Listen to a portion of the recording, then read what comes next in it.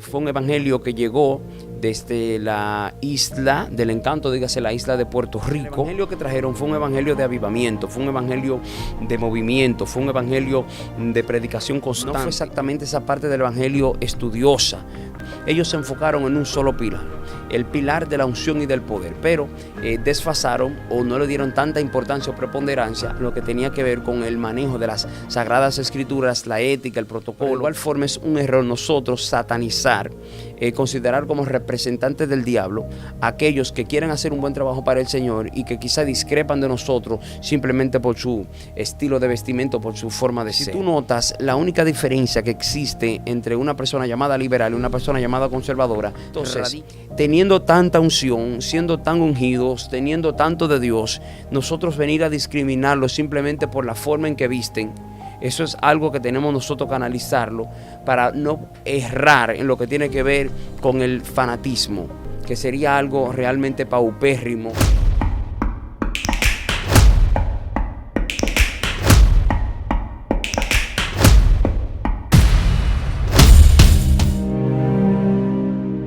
Mira, el evangelio que se vive actualmente en la República Dominicana, el mayor conocido como el evangelio conservador,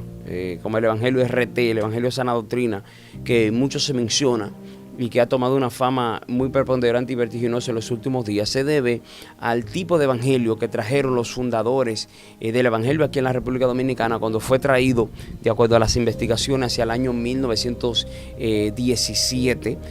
poco después de la primera intervención norteamericana que se produjo en el año 1916. Fue un evangelio que llegó desde la isla del encanto, dígase la isla de Puerto Rico. Los propulsores del evangelio en primera etapa llegaron aquí por la tierra de San Pedro de Macorís, que para aquella época era una tierra muy próspera por el corte de la caña, próspera por ese tipo de ingenios y de grandes factorías de caña. Entonces la mano de obra extranjera, muchas personas principalmente de Puerto Rico venían a trabajar en esas zafras. Y para esa época se especula que entonces entraron personas de Puerto Rico a traer el evangelio aquí a la República Dominicana y también por la zona de San Francisco de Macorís. Por esas dos vertientes, dígase San Pedro y San Francisco de Macorís. Entonces el evangelio que trajeron fue un evangelio de avivamiento, fue un evangelio de movimiento, fue un evangelio de predicación constante, el mismo que se había vivido en la calle Azusa, para eso del año 1905, cuando el pastor Seymour recibió la revelación del Padre, del fuego, de las lenguas, del Espíritu Santo. Entonces se explotó ese avivamiento allá y llegaron ciertas llamas encendidas a Puerto Rico, se propaga en Puerto Rico el sistema de las asambleas de Dios y de ahí llega a la República Dominicana. Para Europa y en los mismos Estados Unidos ya se vivía también el evangelio, pero no desde esa ventana, no desde ese marco de referencia, sino un evangelio un poco más pausado, un evangelio un poco más céntrico en lo que tiene que ver con la palabra de Dios, un evangelio donde se hacía más hincapié en lo que era la lectura, la meditación en la Biblia, que es la palabra de Dios. Ahí tenemos los metodistas, que eran personas que se encargaban de llevar cultos, pero de manera pasiva.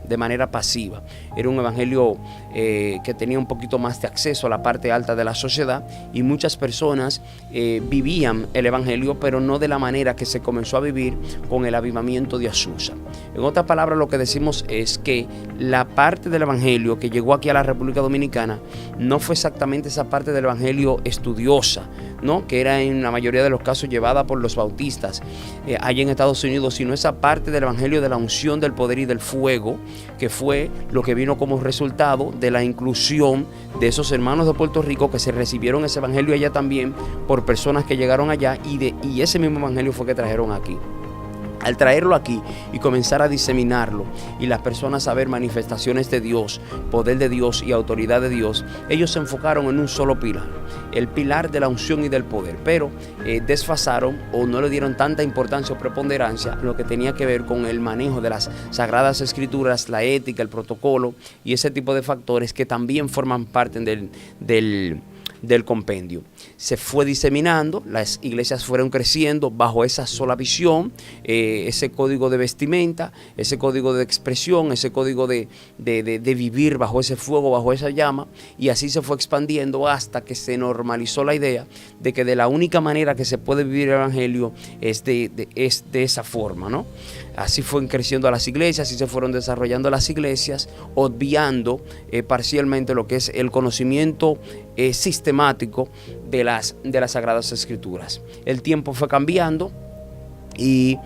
con el mismo pasar del tiempo, valga la redundancia, las personas al viajar a Estados Unidos y volver a la República Dominicana comenzaron a vislumbrar que allá habían ciertas diferencias en cuanto a lo que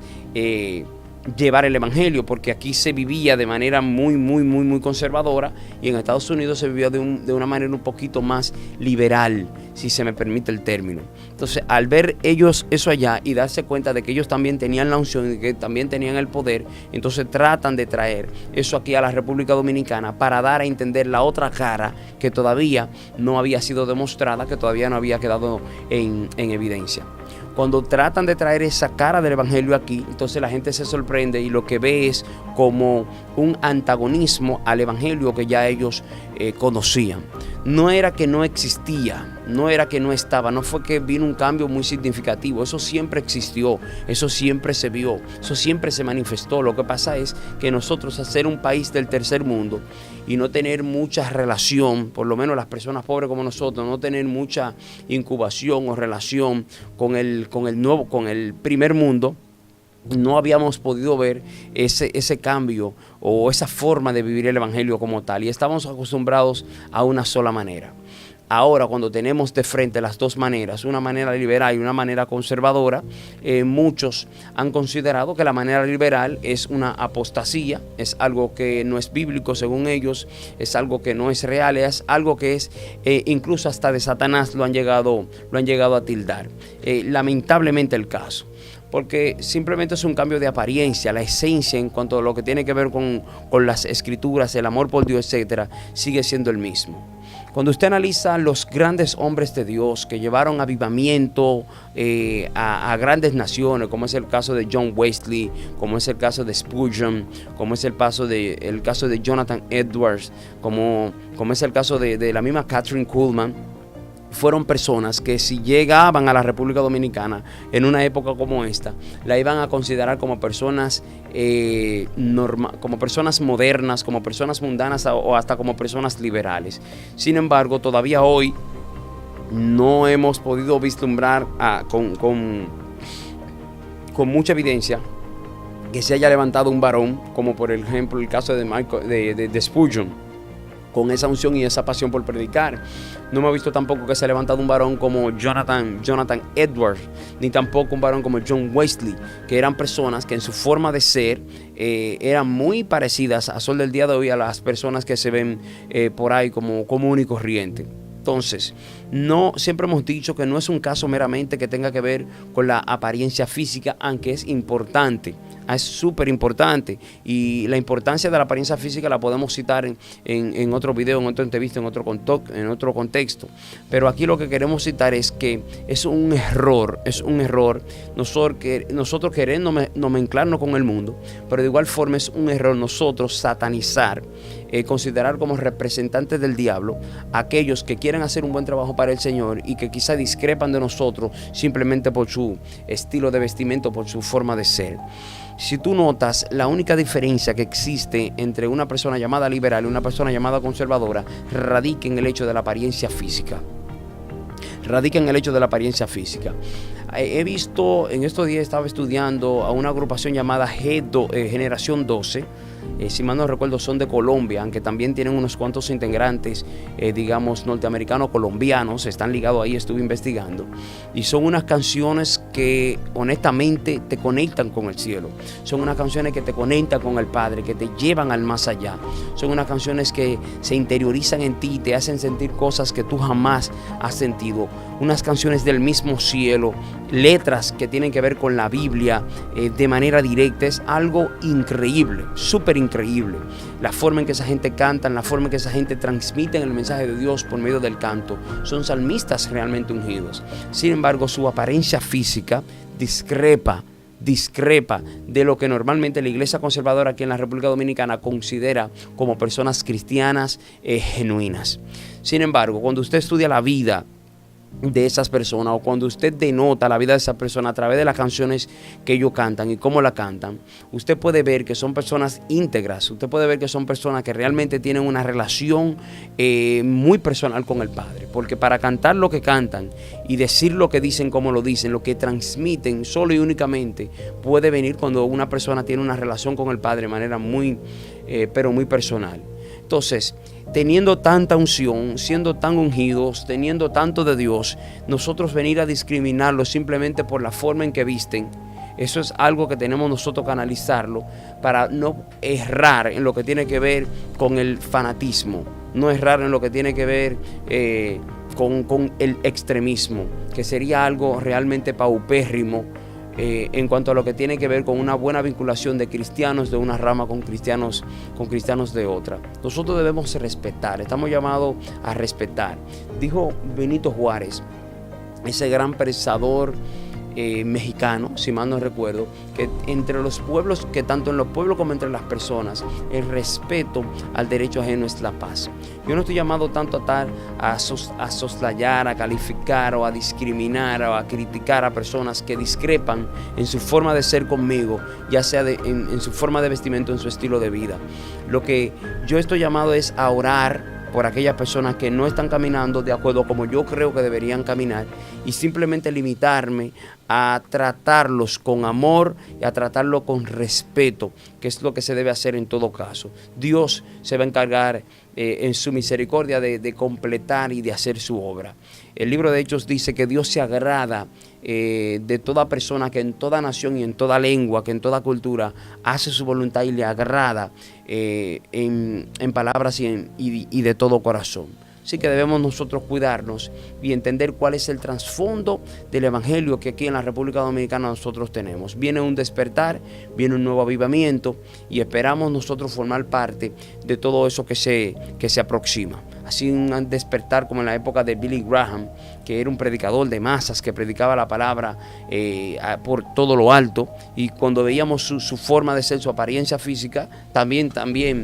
podía discrepar de lo que era la forma de ser o la forma de llevar el evangelio aquí en la República. Es un país pequeño, relativamente pequeño, es un país relativamente atrasado en comparación con las primeras potencias del mundo, y debemos reconocer que hemos sido uno de los últimos en recibir el evangelio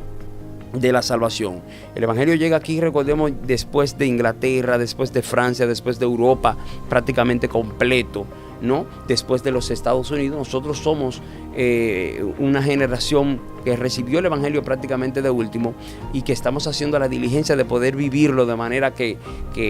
se tiene que vivir, pero entendamos que vivimos el evangelio que vivimos producto de quienes nos trajeron el evangelio. Si otras personas hubiesen traído el evangelio, quizá las cosas se hubiesen visto de una manera diferente, y quizá lo que nosotros llamamos pecado con tanto ahínco y con tanta fervorescencia, quizá lo hubiésemos llamado de otra manera. En todo caso, la Biblia dice en el libro de Hechos 4:12, y en ningún otro hay salvación, porque no hay otro nombre bajo el cielo dado a los hombres en el cual nosotros podamos ser salvos. Así que vivamos el evangelio, amemos a Cristo y aprendamos nosotros a conllevar a las personas que no son iguales que nosotros, pero que sí aman a Dios y lo están dando todo por Él. Que Dios les bendiga mucho.